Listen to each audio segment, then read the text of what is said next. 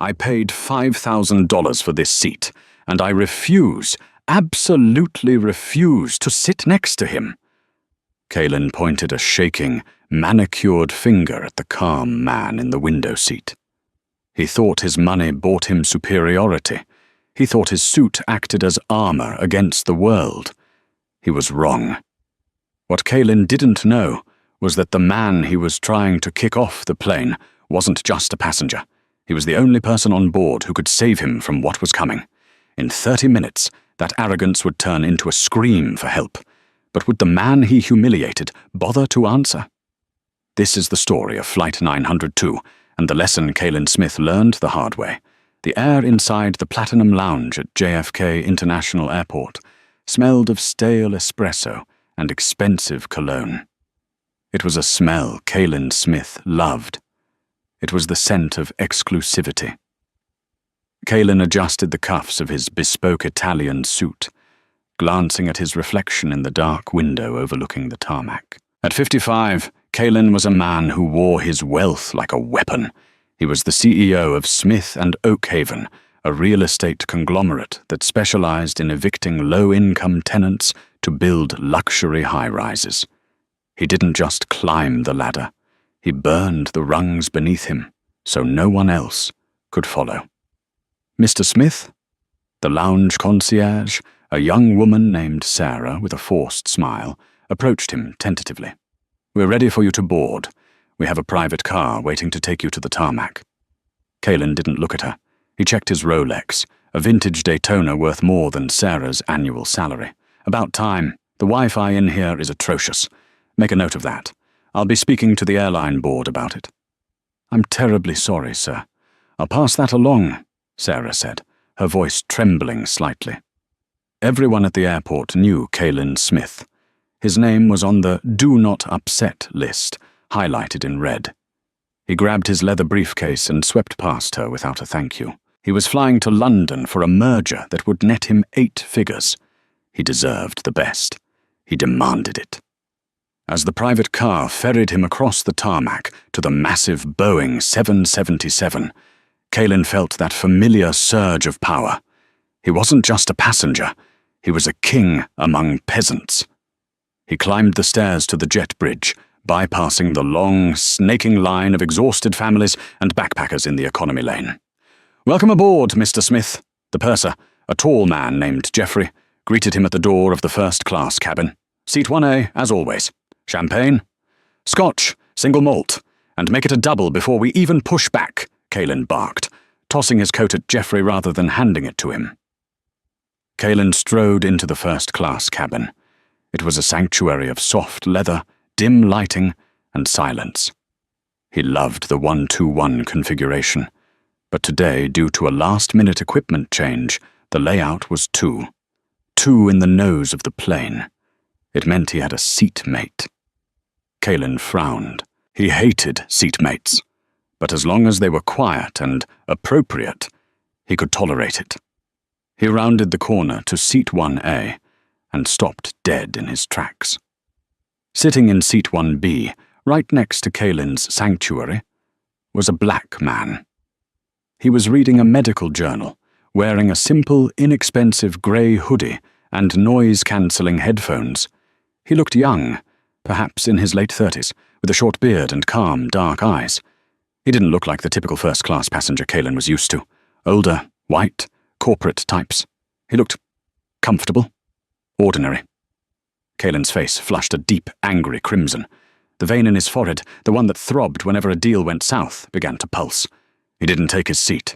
Instead, he spun around and marched back to the galley, nearly colliding with Jeffrey. "Is there a problem, Mr. Smith?" Jeffrey asked, balancing a silver tray. "A problem? A problem?" Kalin hissed, keeping his voice low but filled with venom. "You bet there's a problem. Who is that in 1B? Jeffrey blinked, confused. "That is Dr. Kalu, sir. He's a frequent flyer with us." "I don't care if he's the king of Zamunda," Kalin interrupted, his lip curling. "He doesn't belong there. Look at him. He's wearing a hoodie. He's reading some magazine." He looks like he wandered in from the back of the bus. I paid $12,000 for privacy and prestige, not to sit next to an affirmative action hire. The silence in the galley was deafening. Geoffrey's posture stiffened. Mr. Smith, Dr. Kalu paid for his ticket just like you did. I cannot move a passenger simply because you don't like their attire. It's not just the attire, and you know it, Kaelin snapped, leaning in close. I don't feel safe. He looks suspicious. I want him moved. Put him in business. Put him in economy. I don't care. Just get him out of my sight. I can't do that, sir, Geoffrey said firmly. Then move me, Kaelin demanded. Find me another seat in the first. Alone. First class is fully booked, Mr. Smith. We have a full flight today. Kaelin let out a harsh, incredulous laugh. He pushed past Geoffrey and stomped back to row 1.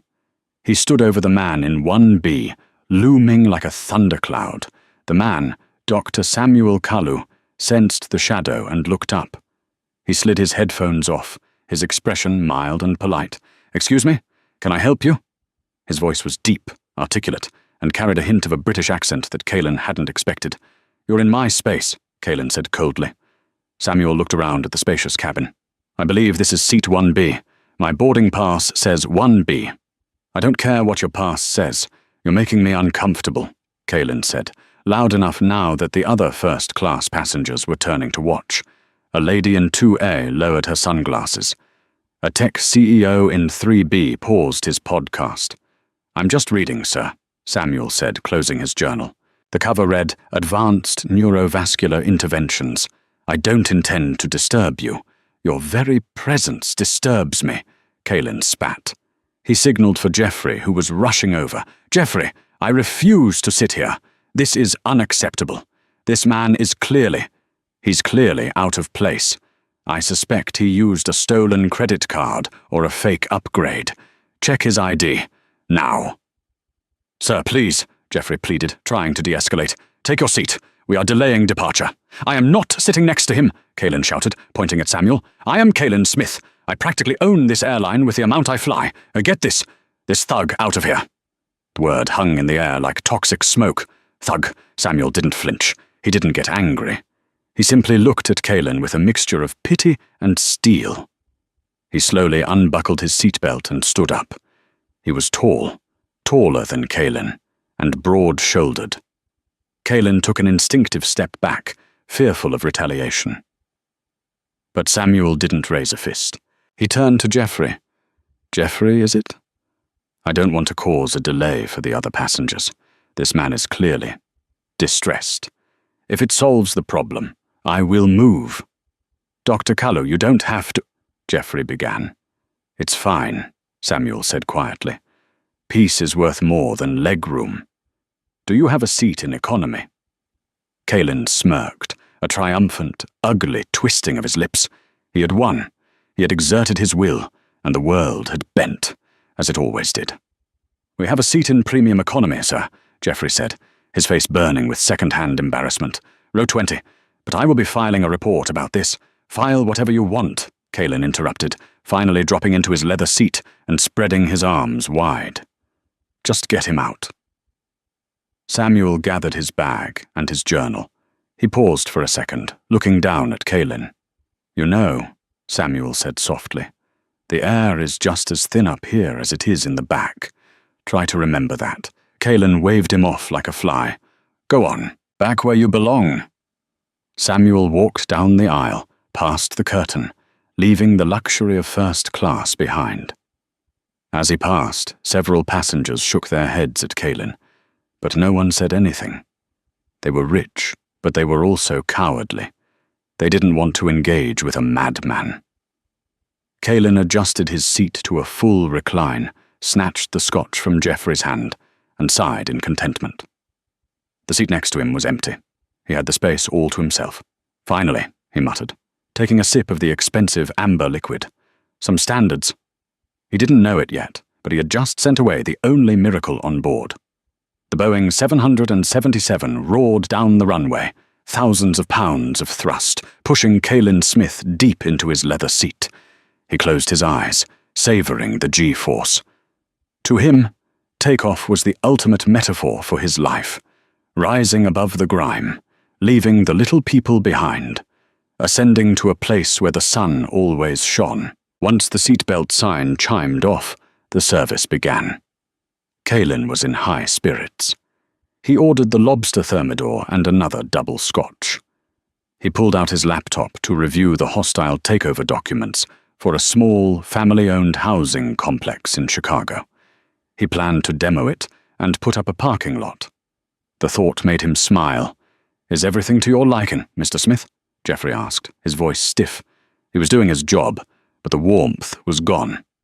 "Much better now that the riffraff is gone, Geoffrey," Caelan said, not looking up from his screen. "You see, sometimes you have to be firm to maintain quality. You should thank me. I saved the airline from a potential security risk." Geoffrey didn't reply. He simply topped off Caelan's water and walked away. Meanwhile, back in row 20, the atmosphere was different. It was cramped, certainly. The knees of the passenger behind him dug into the seat, and the air was warmer, filled with the hum of humanity. But Dr. Samuel Kalu was content. He was sitting next to a young mother, a woman named Maria, who was struggling with a crying infant. She looked exhausted, her eyes rimmed with red. She was trying to mix formula in a bottle while the baby screamed, and the passengers around her were shooting her annoyed glares. "Here," Samuel said gently, reaching out. "Let me hold the bottle for you." Maria looked at him, startled. "Oh, Thank you. I'm so sorry he's crying." "Don't apologize," Samuel smiled, his voice a soothing baritone. "Babies cry. It's their only way of telling us the pressure hurts their ears. Watch this." Samuel rubbed his hands together to warm them, then gently touched the baby's jaw, massaging a specific point behind the ear. He made a soft, clicking sound with his tongue. Within seconds, the baby's eyes widened, the screaming stopped, and he let out a small burp. Maria stared in amazement. "How did you do that?" "I'm a doctor," Samuel whispered, winking. "We learn a few tricks. Now you try to rest. I'll make sure he doesn't drop his pacifier." For the next 2 hours, while Caelan Smith gorged himself on lobster and watched an action movie in isolation, Samuel Kalu played peekaboo with a baby and listened to Maria talk about her husband, who was waiting for them in London. He was cramped, he had no leg room, but he was connected. He was human. 3 hours into the 7-hour flight, the cabin lights were dimmed. Most passengers were asleep. The plane was cruising smoothly over the dark Atlantic Ocean at 38,000 feet. In seat 1A, Caelan woke up with a start. He felt odd. It started as a flutter in his chest. Indigestion, he told himself. That lobster must have been rich. He sat up, adjusting his tie. He reached for his water glass, but his hand was shaking so badly he knocked it over, soaking his pants. "Damn it," he hissed. He tried to stand up to go to the lavatory, but his legs felt like they were made of lead. A wave of nausea hit him, violent and sudden. He slumped back down, gasping. The air in the cabin suddenly felt thin, insufficient. He tried to take a deep breath, but it felt like an elephant was sitting on his sternum. Panic. Panic was a feeling Caelan Smith had never truly experienced. He controlled everything. He controlled markets. He controlled people. He controlled his own destiny. But he couldn't control his own heart. His left arm went numb. A classic symptom. He knew it from movies. "No, not me. I'm healthy. I have the best doctors in Manhattan." "Geoffrey," he tried to call out, but it came out as a wet gurgle. The pain exploded in his chest, a blinding, white-hot lance that seemed to skewer him to the seat. His vision tunneled. The luxurious first-class cabin began to spin. The soft leather seat felt like a coffin. He flailed his right arm, hitting the call button repeatedly. Ding, ding, ding. Geoffrey appeared from the galley, looking annoyed at the incessant chiming, but his expression changed instantly when he saw Caelan. Caelan was ash-grey. Sweat was pouring down his face, soaking his expensive collar. His eyes were wide and terrified, bulging out of his head. He was clutching his chest, his mouth opening and closing like a fish out of water. "Mr. Smith!" Jeffrey rushed to his side, dropping to his knees. "Sir, can you hear me?" H, Caelan gasped. "Help! Me! Stay with me, sir." Jeffrey turned and shouted to the other flight attendants. "Code Red, we have a medical emergency in 1A. Get the oxygen. Notify the captain." The serene silence of first class shattered. The lady in 2A screamed. The tech CEO stood up, filming with his phone. "Ladies and gentlemen," Jeffrey's voice shook over the PA system, echoing through the plane. "We have a medical emergency on board. If there is a doctor on the aircraft, please identify yourself to a crew member immediately. This is urgent." Caelan heard the announcement through a haze of agony. "A doctor. Yes, a doctor. I need the best. Get me the best." A man from row 4 stood up. "I'm a doctor," he announced proudly. He was a short, balding man in a golf shirt. Jeffrey waved him over. "Please, hurry." The man rushed to Caelan's side. He grabbed Caelan's wrist, checking for a pulse. "I'm Dr. Peters," he said. "I'm a podiatrist, but I know CPR." "A podiatrist?" Caelan's fading mind screamed. "A foot doctor? I'm dying and I get a foot doctor?" Dr. Peters looked panicked. His pulse is erratic. It's thready. I think he's having a myocardial infarction, or maybe a stroke. I don't have the equipment for this. Does anyone have aspirin?" Caelan's vision was going black. The pain was unbearable. He felt his life slipping away, dissolving into the darkness. He was going to die here, in a metal tube over the ocean, with a foot doctor holding his hand. Then he heard running footsteps, fast, heavy, authoritative footsteps coming from the back of the plane. "Step aside," a deep voice commanded. It wasn't a request. It was an order. Caelan forced his eyes open one last time. Through the blur, he saw a figure looming over him, a figure in a grey hoodie. It was the man from 1B, the man he had called a thug, the man he had kicked out. Dr. Samuel Kalu stood there, his face set in grim determination. He didn't look at Caelan with anger. He looked at him like a problem that needed solving. "I am a neurosurgeon and a trauma specialist," Samuel said to the trembling podiatrist. "I'll take it from here." Caelan wanted to speak. He wanted to apologize. He wanted to beg. But all he could do was let out a whimper as the darkness swallowed him whole. The first-class cabin, usually a sanctuary of hush-hushed tones and clinking crystal, had devolved into a chaotic theater of panic. The scent of fear was palpable, sharper than the smell of the spilled scotch soaking into the carpet. Dr. Samuel Kalu didn't run. He moved with the terrifying, efficient speed of a man who had spent 10 years in trauma centers, where seconds were the currency of life and death. He knelt beside Caelan Smith, his knees sinking into the plush wool carpet, ignoring the murmur of the crowd that had gathered like vultures. "Back up," Samuel commanded, his voice low but cutting through the hysteria like a scalpel. "Give him air." He looked at Dr. Peters, the podiatrist, who was holding Caelan's wrist with trembling fingers. "Report. What are his vitals?" I don't know," Peters stammered, sweat beading on his bald head. "His pulse is racing. Maybe 140. He's gasping. I think it's a massive coronary. We need to land. We need a defibrillator." "Get the AED," a passenger screamed from the back. "Stop!" Samuel barked. He reached out and placed 2 fingers firmly against Caelan's carotid artery. He didn't look at the monitor.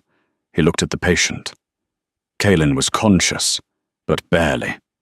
His eyes were rolling back, the whites visible, bloodshot and terrified. His skin had turned a mottled blue-grey, a condition known as cyanosis. He was clawing at his throat, his chest heaving, but no air seemed to be entering his lungs. "It's not a heart attack," Samuel said, his eyes narrowing as he scanned Caelan's chest. "What? Look at him!" Peters argued, his voice shrill, clutching the chest, sweating, difficulty breathing. "It's a textbook MI, myocardial infarction." "Look at his neck," Samuel pointed. Jeffrey, the purser, leaned in, holding a flashlight with a shaking hand. Under the harsh beam, the veins in Caelan's neck were bulging, distended like thick ropes threatening to snap.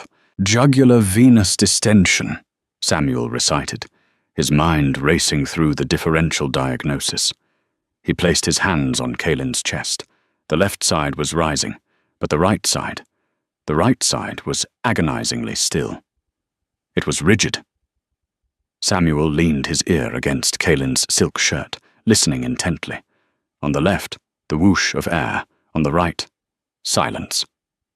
Tracheal deviation, Samuel muttered, placing a thumb gently on Kaelin's throat. The windpipe had shifted to the left.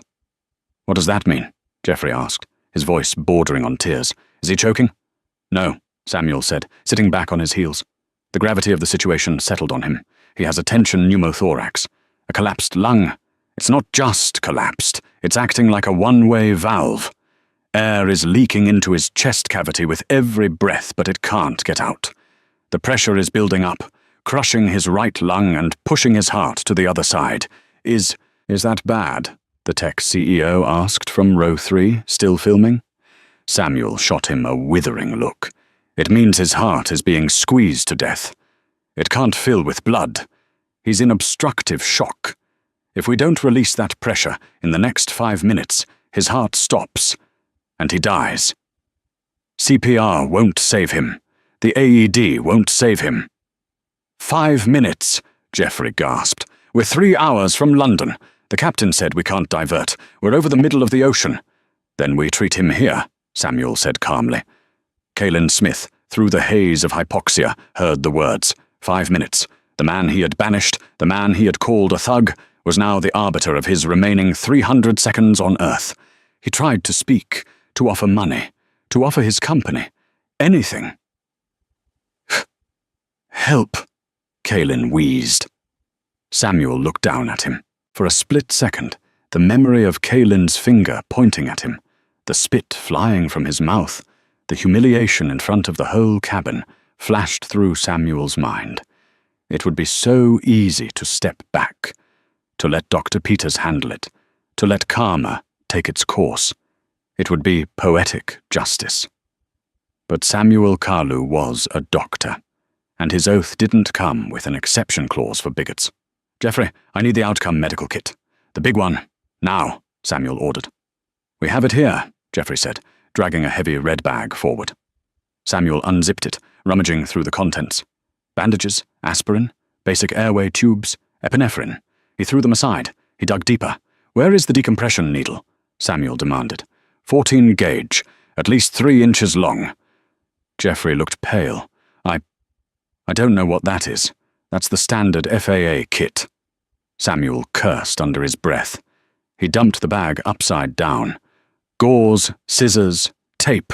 No large-bore needles. No chest tube kit. It's not here, Samuel said, his voice dropping to a dangerous whisper.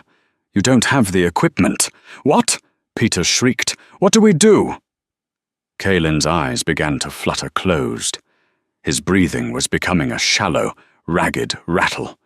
The pressure inside his chest was strangling his heart. Dr. Kalu, Geoffrey shouted. We are losing him. Samuel looked around the cabin. He looked at the terrified passengers, the useless medical kit, and the dying billionaire. He took a deep breath. We improvise, Samuel said. Geoffrey, get me the highest proof alcohol you have. Vodka, gin, I don't care. And bring me a metal coat hanger, a pair of pliers from the maintenance kit, and a sharp steak knife from the galley. Now! A steak knife? Geoffrey balked. Do you want him to live or die? Samuel roared, his voice finally breaking its calm facade. Move! Geoffrey scrambled towards the galley. Samuel turned back to Kaelin. He grabbed Kaelin's expensive silk tie and ripped it off. He tore open the bespoke shirt, buttons popping and rolling across the floor, exposing Kaelin's pale, clammy chest. The right side was swollen, tight as a drum. Listen to me, Kaelin, Samuel said, leaning close to the man's ear. I know you can hear me. You are dying. Your lung has popped. I'm going to have to cut you open and stick a tube in your chest to let the air out. I don't have anesthesia. It is going to hurt like hell. But if I don't do it, you will never see London. Do you understand? Kaelin couldn't nod. He just blinked. A single tear leaked from the corner of his eye and rolled into his ear. It was a look of total surrender. Good, Samuel said. He looked up at the passengers. Everyone who doesn't have a strong stomach, turn around, now. The tech CEO didn't turn around. He zoomed in. The plane suddenly lurched. The fasten seatbelt sign dinged aggressively. "Captain Harrison speaking," the pilot's voice boomed, sounding tense. "We are hitting a patch of severe clean air turbulence. Flight attendants, take your seats immediately. I repeat, take your seats." The Boeing 777 dropped. It wasn't a glide. It was a hammer blow. The entire cabin screamed as gravity vanished for a second, then slammed back with double force. Geoffrey fell to his knees, sliding across the aisle, clutching a bottle of Grey Goose and a bundle of silverware. "Doctor, we have to strap in." "I can't strap in," Samuel yelled over the roar of the engines and the screaming passengers.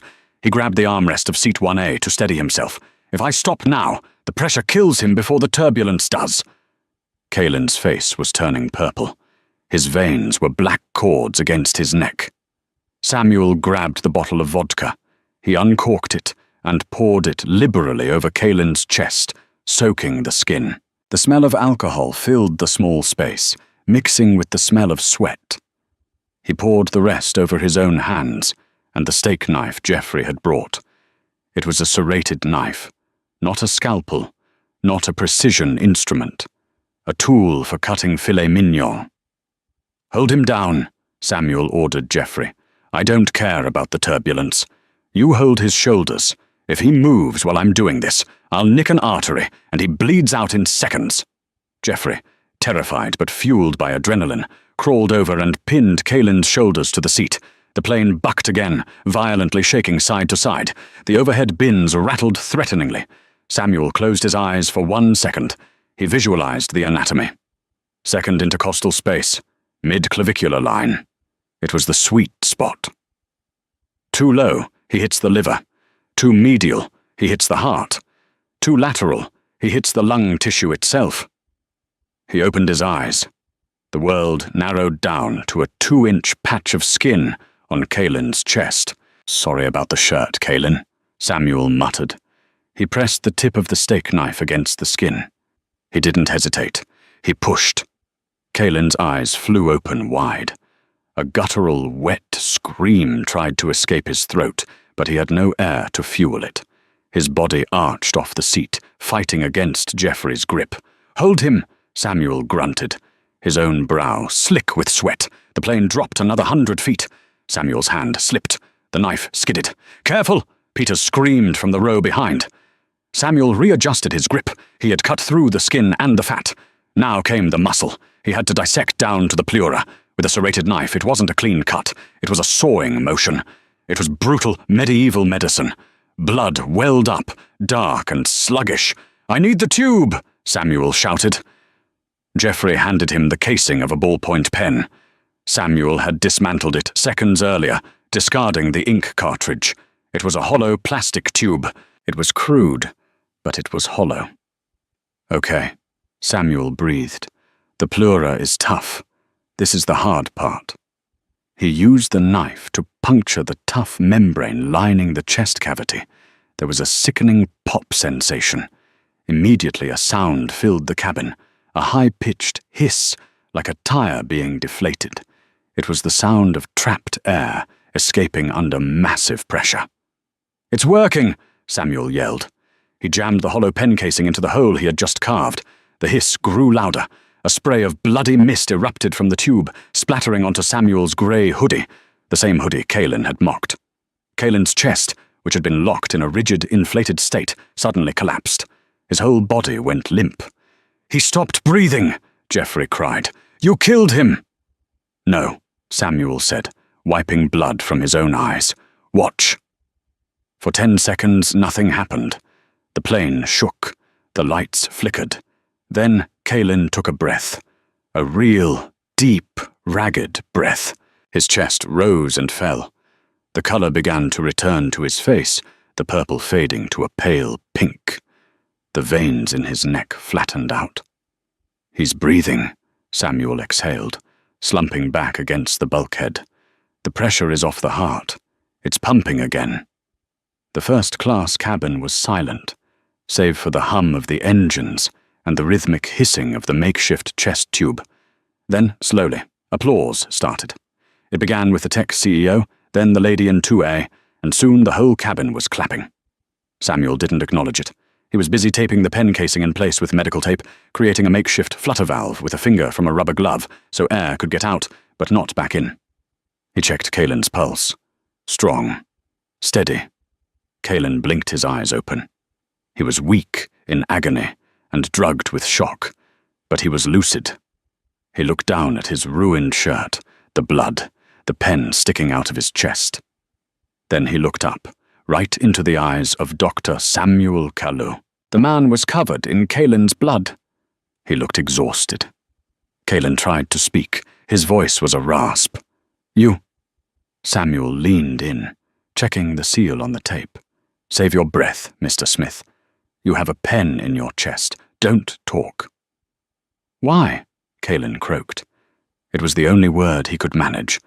"Why did you save me?" Samuel paused. He looked at the passengers watching them. He looked at the luxury that surrounded them, now stained with the reality of mortal fragility. "Because I'm a doctor," Samuel said softly, so only Kaelin could hear. "And because my mother taught me that hate is too heavy a burden to carry, especially at 30,000 feet. Kaelin closed his eyes. Tears leaked out, mixing with the sweat on his face. Shame, hot and burning, flooded him, more painful than the hole in his chest. "Captain," Samuel called out to the flight attendant who had the interphone, "tell the cockpit the patient is stable, but we need an ambulance on the tarmac the second we touch down. And tell them we need a neurosurgical team on standby as well." "Neurosurgical?" Jeffrey asked. "I thought it was his lung." "It is," Samuel said, his face darkening. "But usually, a tension pneumothorax is caused by trauma, a blow to the chest. Kaelin didn't have trauma, which means something inside him ruptured. He has a condition. This isn't over." The plane leveled out, the turbulence passed, but the storm in Kaelin Smith's life was just beginning. The descent into London Heathrow was a blur of flashing lights and urgent radio chatter. As the Boeing 777 touched down, the tires screeching against the tarmac, the cabin remained eerily silent. No one unbuckled. No one reached for their overhead luggage. They all sat, eyes glued to the front of the plane, where a billionaire lay gasping with a ballpoint pen protruding from his chest, and a black doctor in a blood-soaked hoodie held his hand. The pilot taxied the plane to a remote stand, far from the terminal. A fleet of emergency vehicles was already waiting, their blue lights painting the fuselage in a strobing rhythm of urgency. "Doors to manual and cross-check," the lead flight attendant announced, her voice trembling. The forward door swung open, and cool English air rushed in, smelling of rain and jet fuel. A team of paramedics stormed the cabin, carrying a stretcher and advanced life support gear. "Where is he?" the lead paramedic shouted. "Here," Samuel waved them over. "Male, 55, tension pneumothorax. Decompressed in flight with an improvised flutter valve. Vitals are stable, but he's hypoxic. He needs a chest tube and a CT scan immediately." The paramedic looked at the pen casing taped to Kaelin's chest. He looked at the bloody steak knife on the tray table. He looked at Samuel. "You did this with a pen?" the paramedic asked, his eyes wide. "I used what I had," Samuel said, wiping his hands on a wet towel Jeffrey had provided. "Just get him to St. Thomas. He's not out of the woods." As they loaded Kaelin onto the stretcher, Kaelin groaned. The adrenaline was fading, and the pain was returning with a vengeance. He looked around, expecting sympathy, expecting his usual entourage of assistants to be rushing up the stairs to handle the logistics. Instead, he saw the faces of the other first-class passengers. They weren't looking at him with concern. They were looking at him with disgust. As the paramedics wheeled him past row 3, the tech CEO, a man named Brad, held up his phone. "You're famous, Smith," Brad sneered. "Check Twitter when you wake up." Kaelin didn't understand. He was too weak to ask. He was loaded in to the ambulance, the doors slamming shut on his life of privilege. Back on the plane, the passengers were finally allowed to deplane. Samuel stayed behind to pack his bag. He was exhausted. His hands shook slightly. the delayed reaction to the adrenaline dump. "Dr. Kalu?" Samuel turned. It was the captain of the flight. He had come out of the cockpit to shake his hand. "I've been flying for 20 years, the captain said, gripping Samuel's hand firmly. "I've never seen anything like that. You saved a man who tried to have you thrown off my plane. You're a better man than I am." He was a patient, Samuel shrugged, shouldering his backpack. In the moment, that's all they are. As Samuel walked into the terminal, he expected to just go through customs and find a taxi to his hotel. He was in London for a medical conference on rare neurovascular disorders. He just wanted a shower and a sleep. But as he walked through the sliding glass doors of the arrival hall, he saw a wall of cameras. He stopped, confused. Was there a celebrity on the flight? A politician? Then the flashes went off. Hundreds of them. "Dr. Kalu, over here." "Doctor, how does it feel to save a racist?" "Doctor, did he apologize?" Samuel shielded his eyes. "What is happening?" A young reporter thrust a phone in his face. On the screen was a video. It was shaky footage from the plane. It showed Caelan Smith standing over Samuel screaming, "I refuse to sit next to him. I don't feel safe. Get this thug out of here." Then a hard cut to the next clip. Caelan dying, blue in the face, and Samuel, calm and focused, cutting into his chest to save him. The caption read, "Karma at 30,000 feet. Hero doctor saves the bigot who tried to ban him. Flight 902 #. Caelan Smith is over." The video had 12 million views. It had been posted 2 hours ago via the plane's Wi-Fi. Samuel stared at the screen. The world had seen everything. I have no comment," Samuel stammered, pushing past the microphones. "I just did my job." He fought his way to a taxi, his heart racing. He wasn't looking for fame. He was a private man. But he realized, as the black cab pulled away from the curb, that Caelan Smith's life wasn't just saved. It was effectively destroyed, and the irony was, Samuel was the only one who hadn't wanted that to happen. Caelan Smith woke up in a private room at St. Thomas Hospital. The view from the window was spectacular. The River Thames and the Houses of Parliament. It was a view befitting a man of his stature. He felt groggy. His chest ached with a dull, thumping rhythm. He looked down and saw a proper medical chest tube coming out of his right side, draining into a plastic container. The pen was gone. The steak knife wounds were stitched up neatly. He was alive. "Nurse!" he croaked. "Nurse!" A nurse appeared. She was a middle-aged woman with a stern face. She didn't smile. She didn't rush. She checked the monitors efficiently. "Mr. Smith, you're awake. Dr. Evans will be in shortly." "Where is my phone?" Caelan demanded, his voice raspy. "I need to call my assistant. I need to call my lawyers. That airline. The distress they caused me. I'm going to sue them into bankruptcy." The nurse paused. She looked at him with a strange expression, a mix of pity and cold judgment. She reached into the drawer and pulled out his smartphone. "It's been ringing non-stop," she said dryly. "We had to turn it off." Caelan snatched it from her. "Finally." He turned it on. The device vibrated so hard it nearly fell out of his hand. Notifications cascaded down the screen like a waterfall. Missed calls, texts, emails, news alerts. 147 missed calls. 3000 plus new emails. He opened his text messages. The first one was from his chief of staff, Linda. "Do not speak to the press. Do not leave the hospital. It's bad, Caelan. It's everywhere." Caelan frowned. "What is everywhere?" He opened the news app. The headline was in bold black letters. "Smith and Oakhaven stock plummets, 40% after CEO's racist airplane meltdown goes viral." Caelan felt the blood drain from his face. He clicked the link. He watched the video. He saw himself. He looked monstrous. The spittle flying from his mouth, the hate in his eyes. And then the cut to him dying, helpless, begging the very man he abused. He scrolled down to the comments. "Hope the stock goes to zero. Why did the doctor save him? I would have let him rot." Boycott Smith Real Estate. His phone rang in his hand. It was the chairman of the board. Kalin answered, his hand trembling. "Listen, John, I can explain." "You're fired, Kalin." John's voice was ice cold. "We just held an emergency vote. It was unanimous. You are out effective immediately. We are triggering the morality clause in your contract. You get nothing. No severance, no stock options. Nothing." "You can't do this," Kalin screamed. "I built that company. I am the company." "You are a liability," John said. "We have protesters outside the headquarters right now. They are burning photos of you. It's over. Don't come to the office. Security has been instructed to escort you off the premises if you try." The line went dead.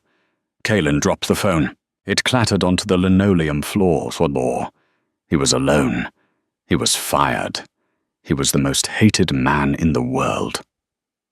Just then the door opened. A tall, serious-looking man in a white coat walked in. It was Dr. Evans, the attending physician. "Mr. Smith," Dr. Evans said, not offering a handshake. "We need to discuss your condition." "My condition?" Kalin laughed bitterly. "My lung is fixed, isn't it? Just discharge me. I have nowhere to go, but I can't stay here." "Your lung is reinflated, yes," Dr. Evans said, looking at his clipboard. "The pneumothorax was resolved thanks to the emergency procedure on the plane.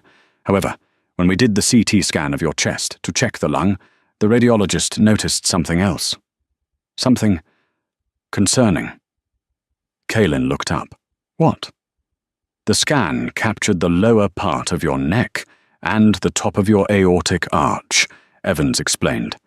"We saw an irregularity. We did a dedicated MRI of your head and neck an hour ago while you were sedated." He pulled up a digital image on the bedside monitor. It showed a map of veins and arteries. "This," Evans pointed to a balloon-like bulge in a major artery near the brain stem, "is a fusiform aneurysm. It's a ticking time bomb, Mr. Smith. It's likely genetic. The stress of the flight, the high blood pressure from your outburst. It weakened the wall significantly." Kalin stared at the blob. "So? Fix it. You're a hospital. Do surgery." Dr. Evans sighed.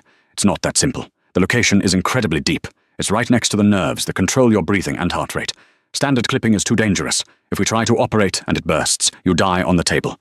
If we leave it, it bursts in a week or a month, and you die instantly."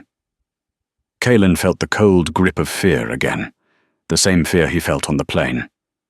"So I'm dead either way." "There is one option," Evans said slowly. "There is a new experimental technique. It involves threading a flow-diverting stent through the femoral artery, all the way up to the brain stem, and rebuilding the vessel wall from the inside. It's cutting edge, extremely difficult." "Then do it!" Kalin yelled. "I have money. I can pay." "Mr. Smith, money isn't the issue. Skill is," Evans said, his voice dropping. "There are only 3 surgeons in the UK qualified to attempt this. One is in Scotland and is currently on leave. One is retired. And the third is actually an American doctor visiting London for a conference." Kalin's stomach churned. A sick, sinking feeling settled in his gut. "Who?" Kalin whispered. Dr. Evans looked at Kalin with a mixture of disbelief and irony. "His name is Dr. Samuel Kalu." The silence in the room was heavier than lead. "We called him," Evans continued. "We told him we have a VIP patient with a critical basilar artery aneurysm. We didn't tell him the name. He agreed to consult. He's on his way here now." Kalin turned his head away, staring at the wall. Fate wasn't just teaching him a lesson. It was dismantling him, piece by piece. The man he had tried to destroy was the only man who could save him. Again. "He won't do it," Kalin whispered. "Not after what I did. Not after the video. Why would he?" "That remains to be seen," Evans said, checking his watch. "He's just arrived in the lobby. I'll go get him." Evans walked out, leaving Kalin alone with the hum of the machines and the terrifying realization that his life was once again in the hands of the man in the grey hoodie. The door to the private room clicked open. To Kalin Smith, the sound was as loud as a gunshot. Dr. Evans stepped in first, holding the door. "Mr. Smith, the specialist, has arrived. He's reviewed your angiogram." Caelan held his breath. His heart monitor sped up. Beep, beep, beep, betraying the terror he was trying to hide behind a mask of indifference. Dr. Samuel Kalu walked in. He wasn't wearing the grey hoodie anymore. He was dressed in a sharp navy suit, looking every bit the world-class neurosurgeon he was. He held a tablet in one hand and a cup of hospital coffee in the other. He was looking down at the screen, analyzing the 3D model of the aneurysm. "Dr. Evans," Samuel said, his voice calm and professional. "The neck geometry is tricky, but the pipeline device should navigate the curve if we go through the radial artery instead of the femoral. It reduces the risk of—" Samuel looked up. He stopped mid-sentence. His eyes locked onto the man in the bed. The silence that followed was absolute. It was a vacuum that sucked the air out of the room. Dr. Evans looked between the two men, sensing the sudden drop in temperature, but not fully understanding the personal history, as he hadn't watched the news yet. "You," Samuel said. It wasn't a question. It was a statement of disbelief. Caelan swallowed hard. His throat felt like sandpaper. "Dr. Kalu." Samuel lowered the tablet slowly. He looked at Dr. Evans. "This is the VIP patient? The one with the basilar tip aneurysm?" "Yes," Evans nodded. "Mr. Smith is, well, he's in a precarious position." Samuel let out a short, dry laugh. He walked to the window, looking out at the Thames, his back to Caelan. He stood there for a long time. "Please," Caelan whispered.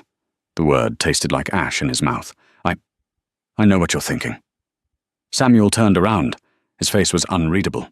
Do you know what I'm thinking, Caelan? I'm thinking that less than 12 hours ago, you told a plane full of people that I was a threat to your safety. You treated me like a contagion, and now you want me to thread a wire into the deepest, most delicate part of your brain to save your life. Again." "I was wrong," Caelan stammered. "I was stressed. I didn't know who you were." "That's the problem, isn't it?" Samuel took a step closer to the bed. "You didn't know I was a surgeon, so you treated me like garbage. If you had known, you would have treated me like a god. That's not an apology, Caelan. That's a transaction." Caelan gripped the bedsheets. "I can pay you. Whatever you want. I'll fund your research. I'll build a wing in your name at this hospital. Just, please, I don't want to die." Samuel looked at him with profound sadness. "You still think your money is the only thing of value you have?"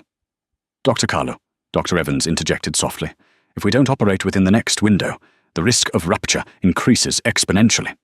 You are the only one with the specific experience for this flow diverter stent." Samuel looked at the monitor. He looked at the jagged, angry red bubble on the screen that represented Caelan's impending death. He could walk away. He could say it was a conflict of interest. He could say he was too emotionally compromised. No medical board would fault him. The world would probably applaud him. "Let the racist die," the internet would say. "It's karma."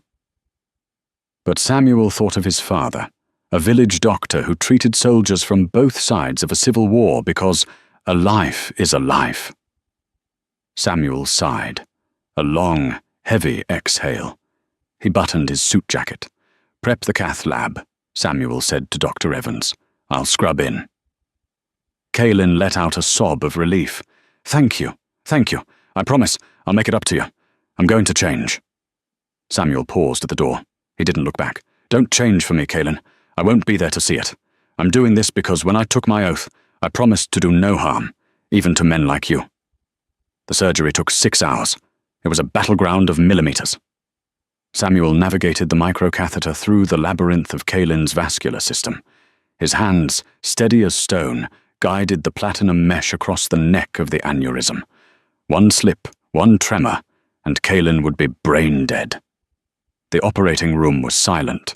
Dr. Evans watched in awe as Samuel worked with a precision that bordered on the supernatural. "Deployment complete," Samuel said quietly. watching the contrast dye flow on the screen.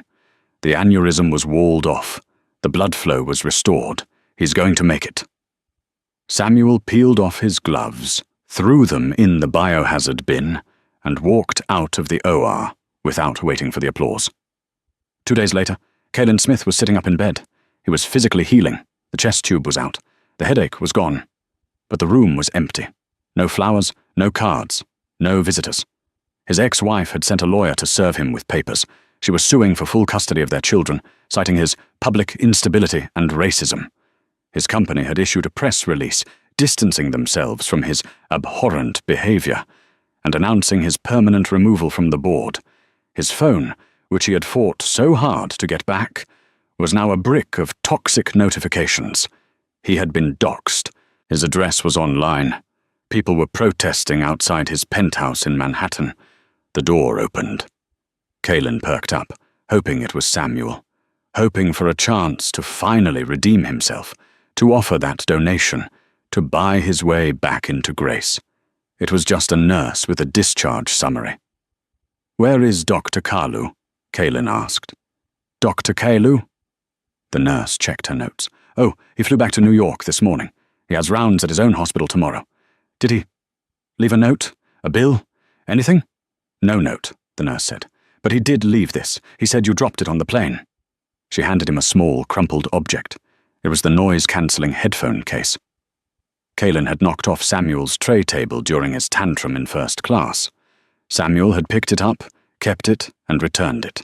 Inside the case, tucked into the mesh pocket, was a simple business card. Dr. Samuel Kalu, Chief of Neurosurgery, and on the back, handwritten in blue ink, "The seat next to me was always open. You just had to ask." Caelan stared at the card. The silence of the room crashed down on him. He was alive. He had his millions for now. He had his health.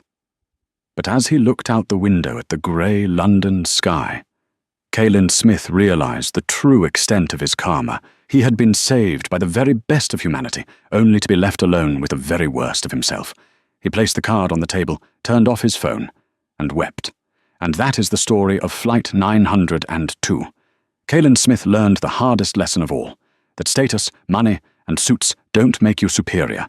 They just make you shiny.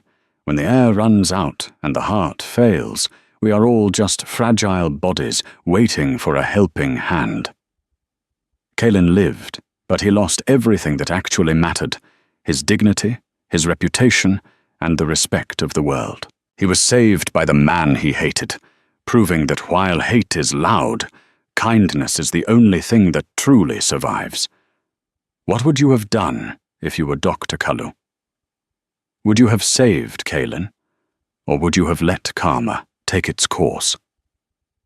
Let me know in the comments below. If this story moved you, please hit that like button, share this video to spread the message, and don't forget to subscribe for more powerful stories like this one. Thanks for watching, and stay kind.